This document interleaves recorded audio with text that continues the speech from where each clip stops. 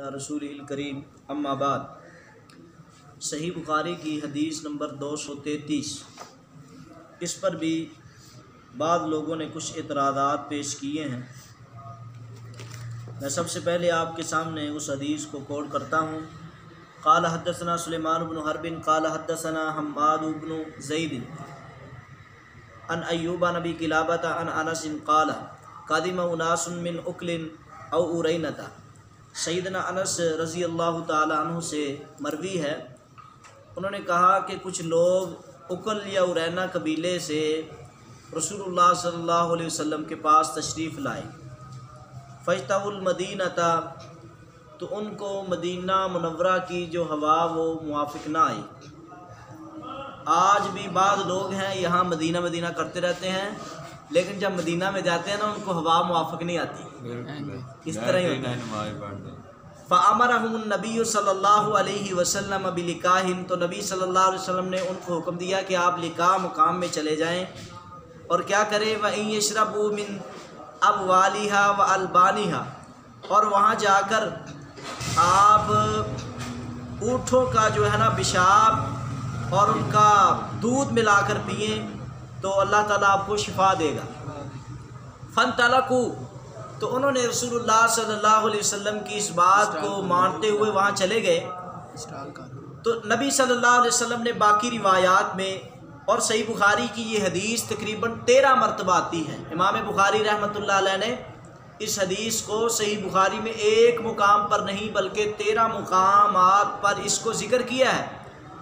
تو جب وہ نبی صلی اللہ علیہ وسلم کے کہنے پر آقا علیہ الصلوۃ والسلام نے ساتھ ایک اپنا چرواہا بھی بھیجا تھا کہ ان کا خیال رکھنا ہے، فَانْطَلَقُوا، وہ چلے، فَلَمَّا صَحُّوا، انہوں نے آقا علیہ الصلوۃ والسلام کی یہ بات مانی۔ آقا علیہ الصلوۃ والسلام نے فرمایا تھا کہ آپ نے جو اونٹوں کا پیشاب ہے اور دودھ ملا کے پینا ہے، شفا ہو جائے گی۔ تو رسول اللہ صلی اللہ علیہ وسلم کی اس بات کو مان کر انہوں نے اسی طرح کیا۔ تو امام بخاری رحمۃ اللہ علیہ حدیث ذکر کرتے ہیں، فلما صحوا، جب اللہ نے ان کو صحت دے دی، وہ صحت یاب ہو گئے، قاتلوا راعی النبی صلی اللہ علیہ وسلم، تو انہوں نے نبی صلی اللہ علیہ وسلم کے چرواہے کو شہید کر دیا۔ واستاقوا النعم، اور جو چوپائے رسول اللہ صلی اللہ علیہ وسلم نے اونٹ بکریاں وغیرہ باقی چیزیں ساتھ بھیجی تھی وہ بگا کر لے گئے۔ فجاء الخبر فی اول النہار، تو صبح صبح نبی صلی اللہ علیہ وسلم کو اس واقعے کا پتہ چلا۔ فبعث فی آثارہم، تو رسول اللہ صلی اللہ علیہ وسلم نے اس کے بعد کیا کیا کہ ان کے پیچھے چند صحابہ اکرام کو بھیجا۔ فلما ارتفع النہار جیء بہم، تو جب دن چڑھ گیا تو صحابہ اکرام رضوان اللہ علیہم اجمعین ان مدینہ جو مدینے میں گئے تھے ان کو لے کر آئے، اور فَأَمَرَ بِقَطْعِ أَيْدِيهِمْ وَأَرْجُلِهِمْ، تو آقا علیہ الصلوۃ والسلام نے حکم دیا ان کے ہاتھوں کو اور ان کے پاؤں کو کاٹنے کا۔ وَسَمُّرَتْ أَعْيُنُهُمْ، اور ان کی آنکھوں میں سلائیاں پھیر دی گئیں۔ وَأَلْقُوا فِي الْحَرَّةِ، ان کو ایک مقام پر پھینکا گیا۔ یستسقون، اور وہ لوگ پانی مانگ رہے تھے کہ پانی دیا جائے۔ فلا یسقون، ان کو پانی نہیں دیا گیا۔ قال ابو قلابہ کہتے ہیں، فہؤلاء، یہ وہ لوگ ہیں، سرقوا، جنہوں نے چوری کی، وقتلوا، اور قتل کیا، صحابہ کرام کو شہید کیا، وکفروا بعد ایمانہم، اور انہوں نے ایمان لانے کے بعد کفر کیا، وحاربوا اللہ ورسولہ، اور اللہ اور اس کے رسول کے خلاف جنگ کی۔ تو اب اس حدیث پر اعتراض کیا ہے؟ منکرین حدیث نے اس حدیث پر اعتراض یہ کیا ہے کہ نبی صلی اللہ علیہ وسلم نے ان کے پاؤں کو بھی کٹوایا، ہاتھوں کو بھی کٹوایا، اور ان کی آنکھوں میں سلائیاں پھیر دی۔ تو یہ بات قرآن مجید کے بالکل الٹ ہے، کیونکہ قرآن مجید میں آتا ہے وَمَا أَرْسَلْنَاكَ إِلَّا رَحْمَةً لِلْعَالَمِينَ، رسول اللہ صلی اللہ علیہ وسلم تو تمام جہانوں کے لیے رحمت بن کے آئے ہیں، اور یہ بات اس بات کے بھی خلاف ہے کہ جب رسول اللہ صلی اللہ علیہ وسلم مکہ میں گئے اور مکہ میں ظلم کرنے والوں کو رسول اللہ صلی اللہ علیہ وسلم نے معاف بھی کیا اور فرمایا لا تثریب علیکم اليوم، تو یہ قرآن مجید کی آیات کے موافق بات ہے، اور اسی طرح یہ رسول اللہ صلی اللہ علیہ وسلم کی توہین ہے۔ کیا رحمت للعالمین بھی ایسی سزائیں دے سکتے ہیں؟ یہ تو دہشت گردی لگتی ہے۔ یہ اعتراض کیا ہے منکرین حدیث نے صحیح بخاری پر۔ دوسرا اعتراض، وہ کہتے ہیں کہ رسول اللہ صلی اللہ علیہ وسلم کس طرح اونٹنیوں کا پیشاب وہ آنے والے مہمانوں کو پلا سکتے ہیں، تو لہذا یہ بات عقل میں نہیں آتی۔ صحت کے لیے اللہ تعالیٰ نے بڑی چیزیں رکھی ہیں، لہذا اس حدیث کو رد کیا جائے، کیونکہ اس حدیث میں تو گنڈا گردی ثابت ہوتی ہے۔ اگر آپ لوگوں کو یہ حدیث بیان کرو گے تو یہ اسلامی لوگوں پر جانوروں کی طرح ظلم کریں گے، تو ہم نہیں یہ بات ماننے کے لیے تیار کہ رسول اللہ صلی اللہ علیہ وسلم نے اتنا ظلم کیا ہو کہ ہاتھ بھی کٹوا دیے، پاؤں بھی کٹوا دیے، آنکھوں میں گرم سلائیاں پھرا دی گئی، تو یہ رسول اللہ صلی اللہ علیہ وسلم تو رحمت بن کے آئے ہیں۔ آپ علیہ الصلوۃ والسلام تو بڑے ہی نرم دل ہیں، آپ اس طرح نہیں کر سکتے۔ لہذا امام بخاری رحمۃ اللہ علیہ کو نعوذ باللہ شرم نہیں آئی یہ روایت ذکر کرتے ہوئے، اس روایت میں رسول اللہ کی توہین ہو رہی ہے۔ تو ہم ان کو کہنا چاہتے ہیں کہ اصل میں جو مدینہ کرنے والے جب مدینے میں گئے، اصل میں یہ لوگ قاتل بھی تھے، چور بھی تھے، قاتل بھی تھے، چور بھی تھے، اور کافر تھے۔ اسلام لانے کے بعد انہوں نے کیا کیا تھا؟ کفر۔ کس میں کہاں لکھا ہوا ہے؟ صحیح بخاری میں ہی یہ بات موجود ہے۔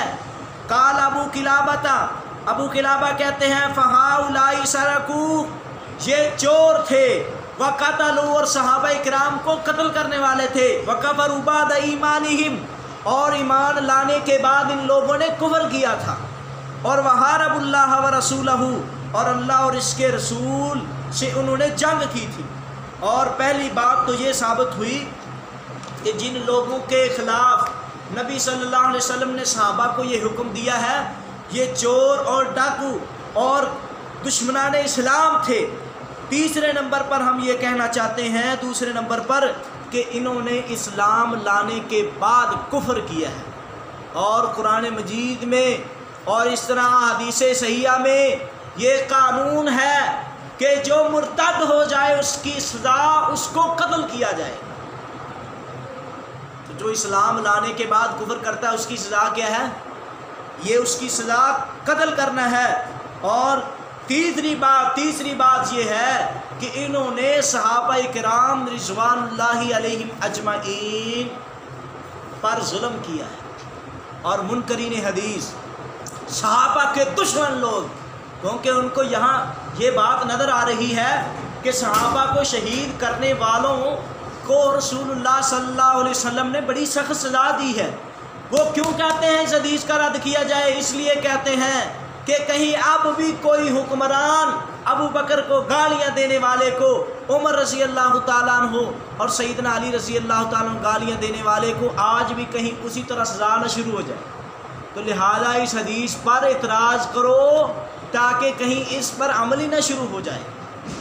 تو وہ تو اسلام کے ڈاکو تھے، انہوں نے صحابہ کرام کو شہید کیا تھا، تو یہ قرآن بھی کہتا ہے اور یہ بات قانون بھی بتاتے ہیں کہ قتل کا بدلہ قتل ہے۔ جس طرح انہوں نے رسول اللہ صلی اللہ علیہ وسلم کے صحابہ کو سزائیں دی تھی، کیا کیا تھا؟ انہوں نے بھی صحابہ کرام کے ہاتھ کاٹے تھے، اور پھر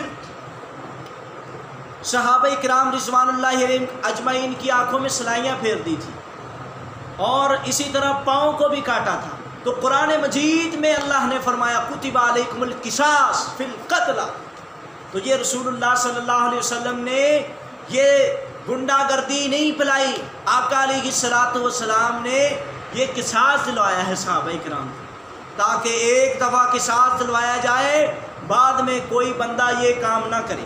آج بھی ہم یہ کہنا چاہتے ہیں تمام لوگوں کو جو چاہتے ہیں کہ ملک پاکستان میں امن آئے، آج کسی ایک چور کا ہاتھ کاٹو، کسی ایک کو قتل کے بدل قتل ساری دنیا کے سامنے کرو، چوریاں ختم ہو جائیں گی، ڈاکے ختم ہو جائیں گے۔ تو رسول اللہ صلی اللہ علیہ وسلم نے قتل و غارت کو ختم کرنے کے لیے یہ سزا دی ہے، اور سزا بھی وہ دی ہے جو ان لوگوں نے صحابہ کرام کو دی تھی۔ تو صحابہ کے ساتھ محبت کرنے والے آج بھی موجود ہیں، وہ بالکل برداشت نہیں کرتے کہ صحابہ کے خلاف کوئی بات کرے، اور صحابہ کو جس نے شہید کیا ہے اگر ایمانی طاقت ہو تو دل کرتا ہے کہ ان کو اچھی طرح سزا دی جائے۔ تو صحابہ کرام رضوان اللہ علیہم اجمعین کو سزا دینے والوں کو اچھی طرح سزا دی ہے، اور کے ساتھ جو ہے قرآن مجید میں بھی اللہ تعالیٰ نے بیان فرمایا ہے، اور یہ سزا صحیح بخاری میں ذکر ہے، ہاتھوں کو کاٹنے والی اور پاؤں کو کاٹنے والی اور اسی طرح آنکھوں میں سلائیاں پھرانے والی، یہی مفہوم قرآن مجید میں اللہ نے بیان کیا ہے۔ ہم منکرین حدیث کو کہنا چاہتے ہیں اصل میں آپ نے اس حدیث پر اعتراض کر کے قرآن پر اعتراض کیا ہے، حدیث پر اعتراض نہیں کیا، کیونکہ یہی بات قرآن مجید میں موجود ہے۔ اللہ تعالیٰ نے سورۃ المائدہ کی آیت نمبر 33 میں فرمایا، 32 اور 33 اور 34 میں، من قتل نفسا بغیر نفس او فساد فی الارض فکأنما قتل الناس جميعا، جس کسی ایک نے کسی ایک جان کو بغیر کسی حق کے قتل کیا، اس نے تمام لوگوں کو قتل کیا ہے۔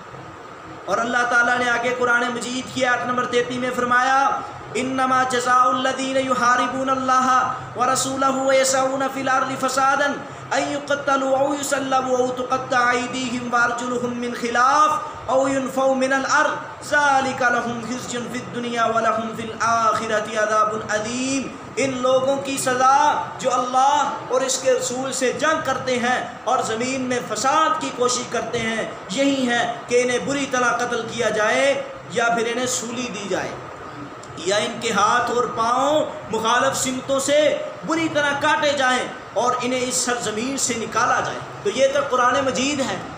اگر ہم صحیح بخاری پر اعتراض کریں گے تو لہذا قرآن مجید بھی نعوذ باللہ من ذالک، کیا وہ لوگوں کو ایذا دے رہا ہے؟ نہیں، اصل میں امن قائم کرنے کے لیے یہ چیزیں ضروری ہیں۔ تو اسی لیے امام بخاری رحمۃ اللہ علیہ نے اس حدیث کو بڑے کھول کے اس حدیث کو بڑی وضاحت کے ساتھ بیان کیا ہے، اور تقریباً 17 مرتبہ اس حدیث کو بیان کیا ہے۔ اور یہ روایت امام مسلم رحمۃ اللہ علیہ نے صحیح مسلم نے 5 مرتبہ بیان کی ہے، امام ابو داود نے 4 مرتبہ بیان کی ہے، امام نسائی نے تقریباً 3 اور 4-5 مرتبہ اس کو بیان کیا ہے۔ اگر بخاری پر اعتراض آئے گا تو تمام محدثین پر اعتراض آئے گا۔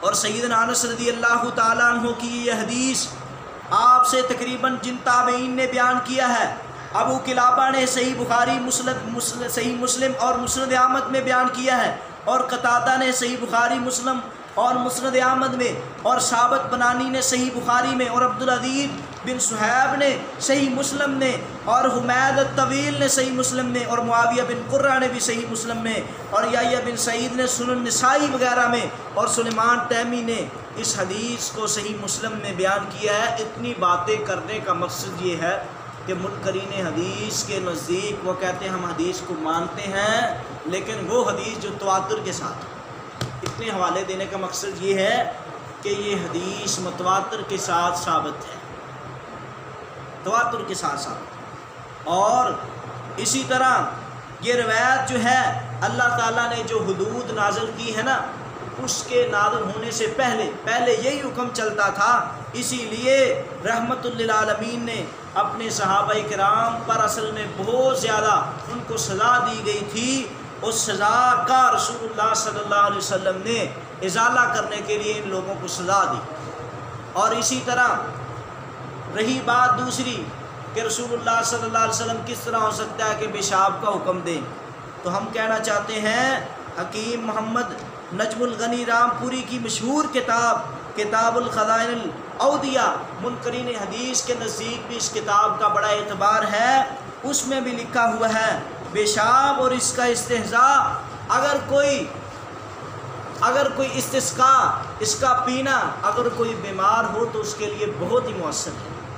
تو اس لیے رسول اللہ صلی اللہ علیہ وسلم نے اگر یہ حکم دیا ہے تو وما ينطق عن الهوى ان هو الا وحی شبہ وحی کی بنا پر دیا۔ تو اللہ تعالیٰ ایسے لوگوں کو جو منکرین حدیث ہیں اللہ ان کو ہدایت نصیب فرمائے۔ وآخر دعوانا الحمدللہ۔